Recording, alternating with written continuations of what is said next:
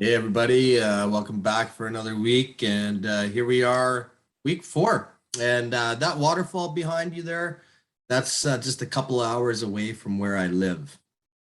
Yeah, that's very nice image. Just don't, and then these 0-3 teams, they should be saying don't go chasing those waterfalls because you might go 0-3, make a trade, and then next thing you know, you're 0-5. Good point. Good point. Good point. Moving on, next first up, we got BC Lions 1-2 versus the 12th man 1-2. The headlines two straight wins. And you're right. I mean, the 12th man sucked the first 2 weeks, and then he puts up a 200 spot against me, out of nowhere. I think week two, he put like 150 something, 180. So he definitely came out of nowhere. And BC Lions, he was who we thought he was, last week, and kind of showed up as well. Yeah, totally. I think Stan now has a pretty good path here all of a sudden to a winning record. He started, like you say, 0-2. But Brian has shown that he's not a very good team, and he somehow was able to get the W versus you. But then even after this game, looking forward, he's got Templars next week. So, Stan's right back in the thick of things, and he has an opportunity here to try to find a way against Brian. And I have him slated to win this game. And I think it's in large part just because his running game is half decent. It looks like Zach Moss will probably get some more playing time for him. Diggs and Metcalf, I mean, these guys are pretty good. I mean, Julia Jones might be an injury problem, but DJ Hawkinson is the first target there in Detroit. And the reality is, I just don't trust Big Ben. Guy's a bum. I'm going Stan in this one. Yeah, I mean, just looking at the teams real quick, you got Tom Brady going back to New England, his first game back in New England. I think he's going to want to ball out and be like, listen, guys should have kept me. And then, but kind of looking at the difference makers, Zach Moss, Connor McNichols. McNichols did score a touchdown last week, but he's still, behind King Henry over there. So he got 9.84 points last week with a touchdown. So he's not doing much besides that touchdown. To me, honestly, I think BC Lions is going to fall down back to mediocre, being mediocre. But I think he has better weapons than the 12th man, even if Gage doesn't play. I'm still going to go BC Lions as my original pick, and there's no reason to change that, in my opinion. Next up, we have Sabatica Spartans. I believe that's 2-1 versus Swahili, who's 1-2. And this is the international division that I gave a whole bunch of crap to last earlier in the season. And you know what? They're the only division that doesn't have an 0-3 team. Oh, I lied. And red and white don't have an 0-3 team. So there's two divisions, and they don't have an 0-3 team. Yeah, I mean, the international, like I say, these guys are good owners, good guys that came up. And, if we look, Swahili again, he's still searching for that 20th career win. In this one, he's 19-10 career. Sabatica Spartans 16-13 career. So since these guys have come in, and usually you take over a shithouse team, they've come in with winning records. And as I posted in that video earlier, Herm Edwards, you play to win the game, and these two guys definitely play to win. I think it's going to be super competitive. These guys both came in at the league at the same time. My original pick here was Eric, and I'm going to stick with it. A lot of things went its way there with Chuba Hubbard all of a sudden, going to be the primary running back. You got to think in Carolina, and he's a Canadian, so I'm rooting for him for sure. And then, I mean, you're right, Sean, Jalen Hurts, the guy did look like a bum. I mean, he had a couple of good moments, but to me, for the most part, he does look fairly bummish, and that's why I'm going to go with Swahili and Lamar Jackson winning this one. Yeah, I mean, I agree with you. Hurts is a bump, but he also playing KC, and KC's defense does not look great. Let's be honest. I think Hurts honestly is going to probably put up 2 touchdowns, whether it's 1 rushing, 1 passing, 2 passing, 2 rushing. Some way he is going to get 2 touchdowns. Kind of looking at the 2 teams in general, they are ranked 14th and 15th in points for. So I mean that's nothing to really brag home about. But Sabatica Spartans actually has about 20 points. It's 19.96 more points than Swahili. But looking at the 2 teams, Lamar Jackson is playing Denver, which is honestly not that good. And like you said, it's going to come down to will Hubbard be the number one, or does he split with Royce Freeman over there? And honestly, I think it's going to split. I think it's going to be close, but I'm going to stick with my original pick and go with Swahili as well. Next up, we have True North, 2-1 versus the 6-0-3. And tell us about the Maple Leaf history that you have going on here. Oh, there's a lot of history between these two, obviously being original owners. So True North, he's tied for second with myself for career wins with 58. He also has 38 losses, whereas the Six came into the season 1 game above 500. Now he's 2 games below, 47 wins, 49 losses, now in jeopardy of having now 50 career losses. And when we look at the career matchup between these two, because they've been in the same division since this league has started, True North is 7-1 versus the Six. Yeah, I mean, and stopping you right there. And the Six, just looking at his points for, he is 20th for points for, and second. I mean, the second most points against. Yeah, and you know what? I'm not even going to get deep into this one, but I had True North originally this one, and I'm going to pick them here for sure, even if I thought the Six had a chance, because I'm just mad at the Six for those guys not picking up waivers. And, I mean, you got to pick up waivers when you can pick up guys, that can make your team better. I mean, when you don't do that, it's just you're making it easier for the other owners to just give you another L. That's kind of how I see it. And that's why I'm going with Chris and True North, and I'm sticking with the original projection.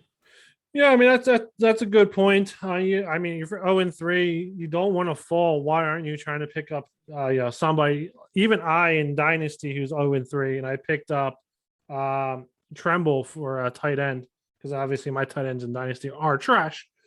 But looking at the two rosters, Aaron Rodgers is playing Pittsburgh, and as much as it's Pittsburgh and they got some injuries, I don't think Rodgers is actually looking that good this season so far.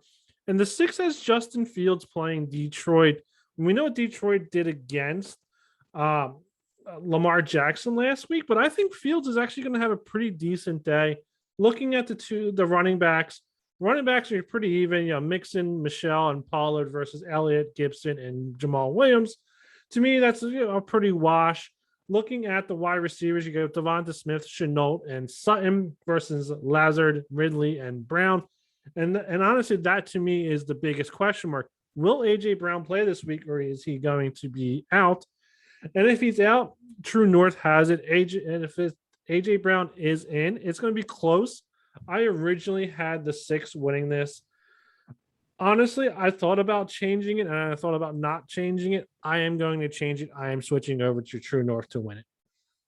Yeah, AJ Brown's already out, and it sounds like Julio's going to be out too. So, yeah, that's going to be a tough game for not Fitzmagic.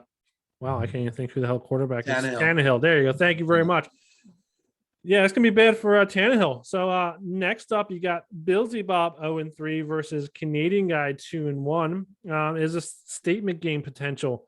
And honestly, I think it is. I mean, Canadian Guy, we kind of had him not being good going into the season. And he's definitely started out 2-1, which is great.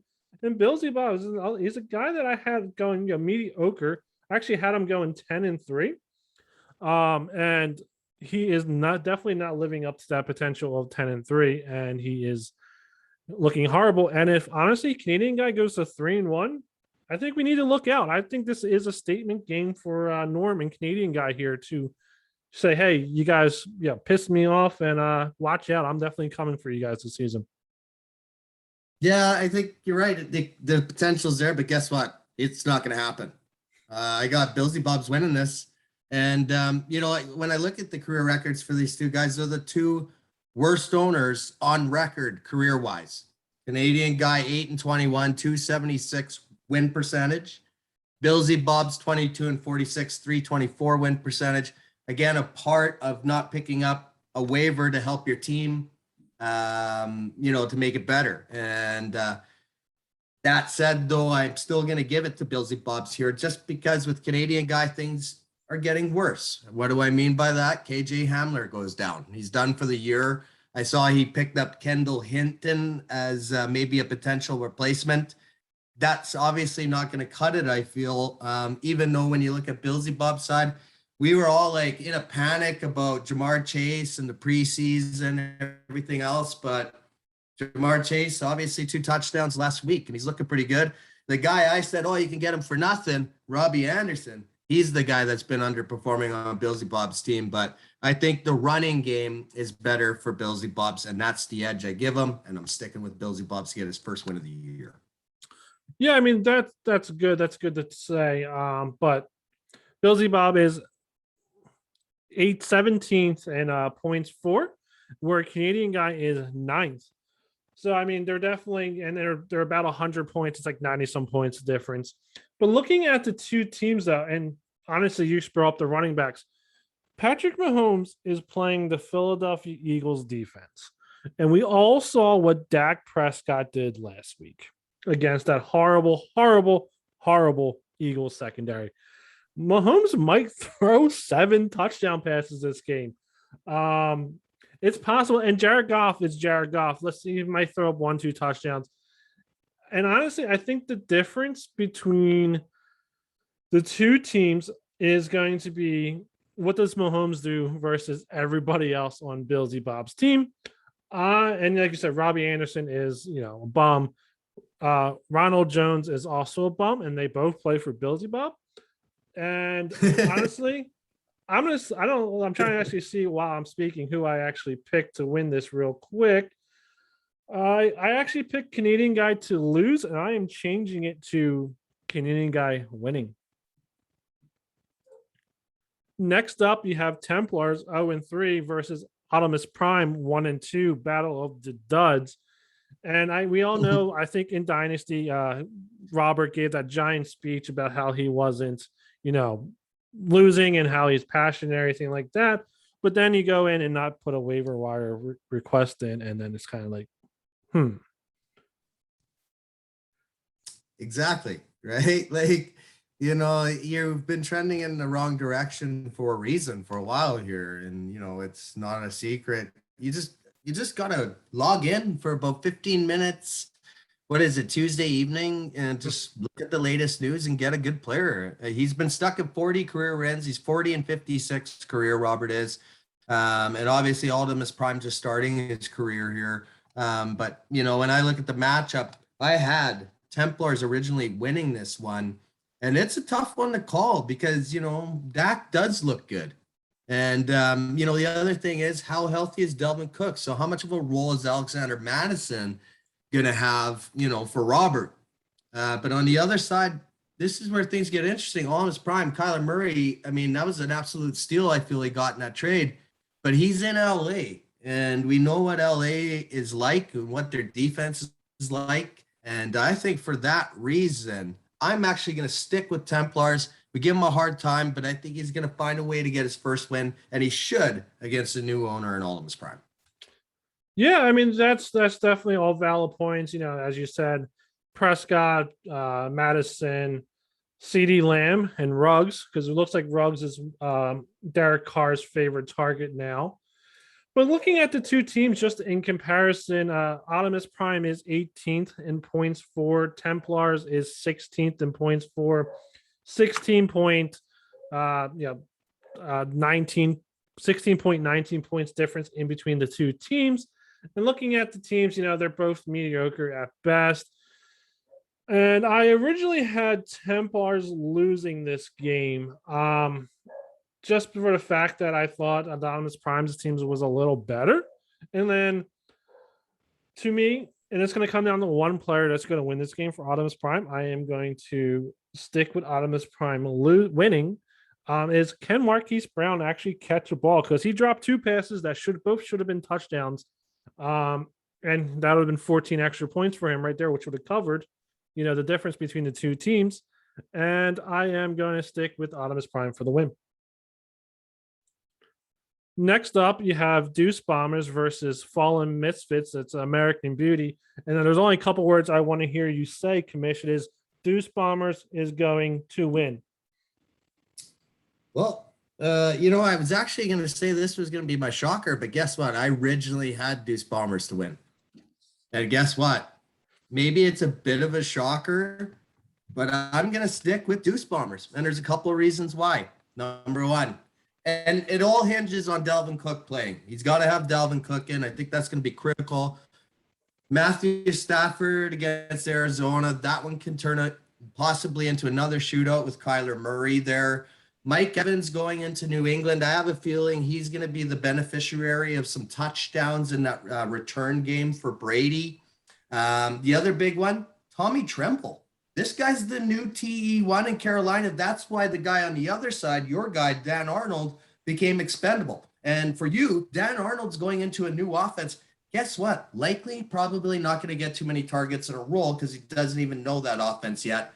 And that's why I'm going to stick with Deuce Bombers. 4-0, Ryan and Deuce Bombers. This guy's been for real from the beginning. And 6.95 career win percentage. Yeah, I just want to point out that you picked me to lose weeks 1 and 2, and I won both those weeks. And then you picked me to win week 3, and I lost. So I am glad to hear those words that I am going to lose. Looking at the two teams just in general, I believe it is 8th in points for Deuce Bombers is 12th. There's about a 27-point difference. And honestly, and I have about 50 more points against than he has. I know you brought up Dan Arnold about how he's going to a new defense or to a new offense, but the guy got me 2.2 points, 3.9 points, and then the best week where he caught 50 yards was 7.9. So I'm not really looking for him to score that many points. To me, the difference between the two teams is, as you said, Delvin Cook, is he going to play? But he's also playing Cleveland, so I don't know how well he's going to do there. But on my end, is Jonathan Taylor going to play? Because he does have a knee injury. And then the secondary question is, which Amari Cooper are we going to get, and which Eagles are we going to get? And if the Eagles suck, my team's going to lose, and Deuce Bombers is going to win. If the Eagles are great, and then I'm probably going to win. But looking at my original pick for Deuce Bombers, I had myself winning, and you know what?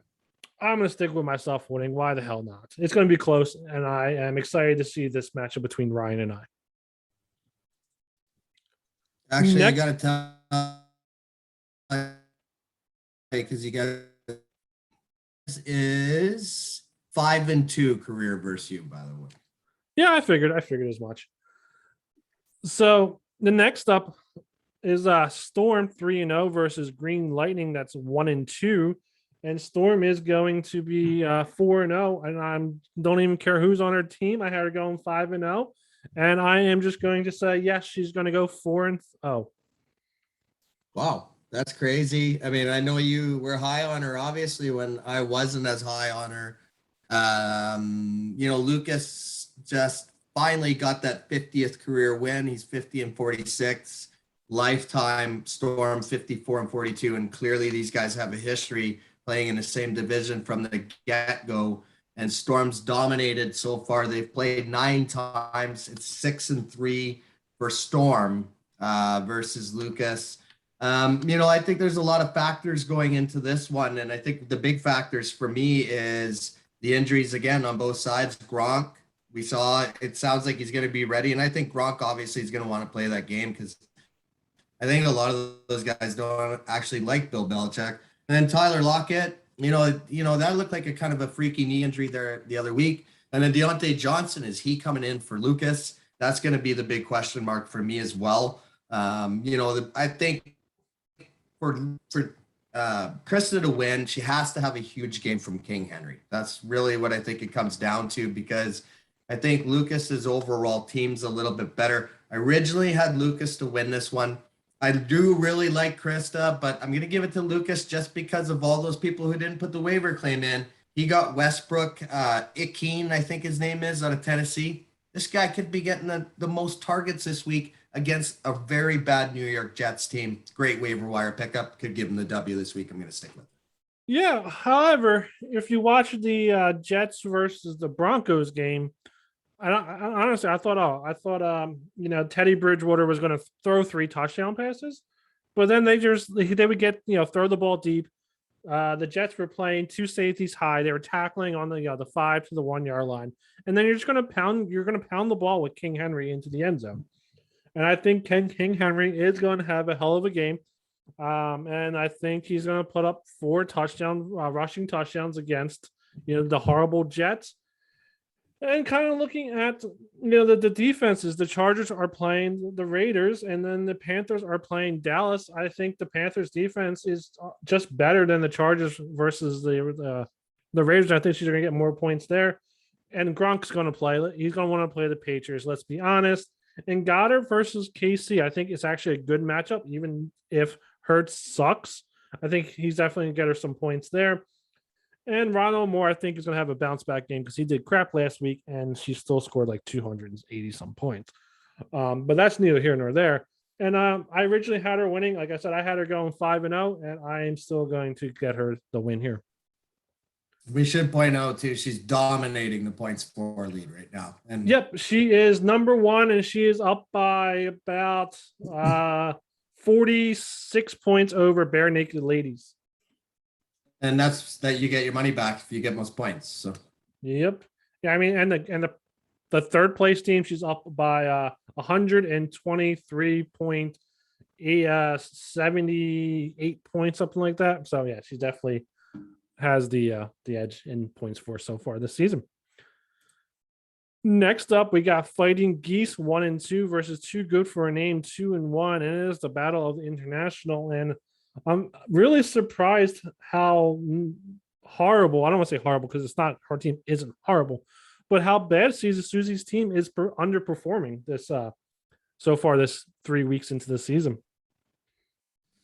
yeah, I guess I would agree with you there too. I mean, it's sometimes, and I was talking to Brian about this the other day. You just sometimes have a week where all your players underperform, and it just happens. And it's almost impossible to have the perfect season in fantasy. But when you look at why her team might be underperforming, Justin Jefferson kind of hurt himself there in preseason. I don't think he's 100%, to be perfectly honest with you. It seems like they're like, even though the long ball is part of New Orleans offense, they're being very conservative with Jameis Winston, trying to build up his confidence, limit his mistakes is what I see. And then, Kyle Pitts, tight ends take time to develop in the NFL. So, that's obviously the long-term game with her. And then looking on the other side, shitty. I mean, he's Derek Carr. I mean, this guy's come out of nowhere, obviously. Vegas. I mean, Vegas has to have a winner, right? So Derek Carr's there. He's part of the winning team. And now Tim Patrick, he gets elevated with more targets. You got to think with Hamler out. I originally had Susie. I got to stick with Susie because she's my wife. I'm going Susie. Yeah, I mean, definitely go with that just for that fact alone. Looking at the two teams to myself, Susie is, I believe, she's ranked 7th in points for. Too Good for a Name. He is ranked 3rd for points for, and he's beating her by points for by like 70 points. It's little less than that, but I don't feel like doing the full math there. And kind of looking at the two teams, for me, the person that stands out for Too Good for a Name is Cordell Patterson. Like, the dude came out of nowhere. Like, we all thought Mike Davis was gonna, get all the rushes there, and Patterson's like, no, I'm gonna put up. I think his least amount of points for so far is week 1 against the Eagles, and that was 12.7 points. So he definitely came out of nowhere for him. And then he does have, David Johnson and Felton for Cleveland. I think he actually picked them up. He got actually 7 points last week. I believe it was a return for a touchdown or something like that. That was week 2 actually. And I kind of looking at Susie's running back room. She has Mary Coleman and Brightwell. I don't even know who Brightwell is. Coleman, he might come back this week. He's not on injury report so far, so he might get some carries. And Latavius Murray, I'm actually surprised they don't give him the ball a lot more than they have. I think he got his most was 35 points, rushing yards, I should say. It was 36 rushing yards and a touchdown. So he's definitely not really touching the ball there. Tyson Williams is definitely running away there. And as you said, Kyle Pitts is, tight ends take a while to get into the flow of things. I originally also had Susie to win. I am changing it. I am going too good for a name to win. Be watching that one then. Oh yeah, for sure. Next up, we have Horror Business, yourself versus the Age Crew. Both are 2-1, and this is a battle for first place on the line. And kind of looking at the two teams, you're ranked fifth in points for, and unfortunately for the Age Crew, he's ranked 10th, and that is a difference of about 60 points. So, and then kind of looking at the points for, you actually had 22 points more against than he has so far this season. Yeah, I got to be honest though, I'm a bit worried to play Adrian. I think he's got a deep roster, to be honest, and I see that he added Kenny Stills, so we'll see what kind of role he has in New Orleans. That could be an interesting pickup. I'm really high on Terry McLaurin. I think he's an excellent receiver. Thielen always seems to keep producing every year. The big difference for me, I do have a lot of boomer bust guys, right? Like Deshaun Jackson, 26, and then he'll put up 0 for 2 weeks, right? And then Donovan Peoples-Jones, when are you gonna show up, man? Like five fantasy points through 3 games. Like, where's all this preseason hype? And I think for me, my offense flows through obviously Josh Allen, got me 49 last week. I'm looking at the schedule. I see Houston on the docket. That's going to be the difference. I'm picking myself to win. Yeah, I mean, that's definitely a good assumption. Josh Allen, Houston. Houston's been playing pretty damn good. I'm actually surprised how well they've been playing. Mike Davis, as he's definitely getting less points than Cordell Patterson, who we just talked about. Chase Edmonds, he is definitely the RB1. Well, I guess he's really RB2. I guess Kyler Murray would be RB1 in Arizona. So he's getting over 10 points a game. 12.3 is his lowest score there. But then, as you said, you do have Lamar Jackson. You do have Antonio Brown, who should be coming back from COVID. I believe he was on the COVID waiver wire, or the waiver COVID to IR, whatever the hell they call it nowadays. But you also have Darren Waller, who's kind of dropped off after week 1. Looking at the H crew, he does have Brissett, who looked pretty damn well against the Raiders last week. Malcolm Brown, who definitely is, in my opinion, the better running back than Gaskins over there. And then he does have Hunt and Fournette, but then obviously he has Thielen and McLaren. I think this is going to be a close match. Honestly, it's going to be a toss-up. I originally had the H crew winning this one, and I am going to stick with that just because that was my original pick. Honestly, that's the only reason I'm staying with it. Next up, you have the Bare Naked Ladies versus the Architect. Bare Naked Ladies is 3-0, and the Architect is 1-2. He finally got that first win. I guess he's not the cursed Architect anymore because he got a win finally. Yeah, and I think everybody voted this one to be the game of the week, and I think it's definitely worthy of the game of the week. If you look at the point projections from NFL.com, they have these two guys scoring a lot of points this week, and they both have. They've obviously produced and have really good rosters top to bottom, and this is definitely one that I circled on the schedule that it was going to be a good game, and here we are, week 4. I think a lot of this is going to come down to recent history. And we know Bare Naked Ladies just lost 3 starters. And you can't have that kind of impact on the roster. Even, I don't care how good you are, like, he's still good. But when the other guy who was just a step lower is really good, doesn't have the injuries, still has a fresh roster going in, I think that's going to be the big difference here, is losing those 3 guys is going to make a big impact. Tannehill, we'll see how big of a game he has going in New York, because, let's face it, Julio and AJ could be out for sure. But again, I think Tampa Bay is going to go off in New England. Like AB, to go back to him, he's going to be wanting to go off. Godwin, I think, same thing. They're going to want to win it for Brady. I think a lot of guys don't like Bill Belichick, like I say. And I think that's going to be the big difference, is the Architect just is healthier and going in with the fresh roster, and Bare Naked Ladies is going to experience his first loss of the year and make that American division super tight. Yeah, I mean that's always a possibility. The Cursed Architect does have Tannehill playing the Jets with no, wide receivers. Let's call it what it is. So they're probably going to run the ball there. I think that hurts the Architect. And then kind of looking at the roster, CEH is playing the Eagles. I think they're going to throw the ball all day. Can he finally get some, reception yards? I think the most he has this season is 29. He did have a receiving touchdown last week, but he only had 9 receiving yards. And then kind of looking at, Bare Naked Ladies side, he does have Montgomery and Swift. I think they're going to put up pretty good points. And then he has Keyshawn Vaughn, who hasn't got any points so far this season because apparently Tampa Bay doesn't know how to run the ball and they're just going to throw the ball all day long. Where it's going to come down to this in this game for me, it's going to be the wide receivers and the tight ends. Garwin watched Dalton Schultz catch 2 touchdown passes last week. And Higbee is playing Arizona. And Higbee, to me, is going to either get you 10 points or he's going to do nothing for you. And playing Arizona, I think he's going to be kind of getting you nothing. Versus, Travis Kelce, who's going to, he's playing the Eagles. I think he's going to, we just watched tight end get 2 touchdowns. Why can't Kelce get 3? He's definitely better. And the wide receiver room to me is a wash, maybe in favor of the Architect a little bit there. Going back and forth, I know who I'm going to go with, but the only last thing I'm going to point out is the Architect's defense, the football team, is playing Atlanta versus the 49ers, who's playing the Seahawks. And the Seahawks might put up, 30 points that game. So the 49ers defense might actually get some negative points. I think it's going to be closer than what I would have predicted in week 1 or week 2. I am still going to go with Bare Naked Ladies for the win here, but it's going to be super close and it's going to be a fun game to watch.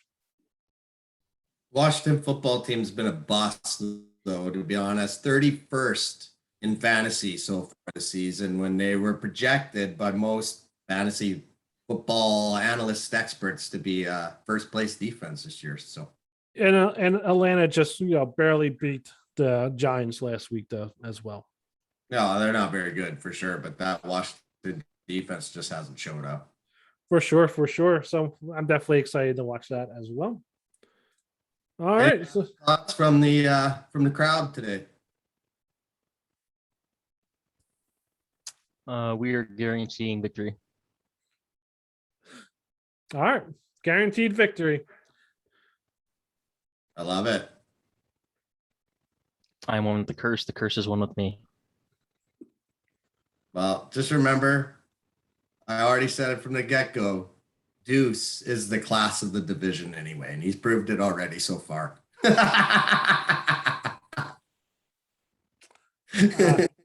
Yeah, we'll end with that.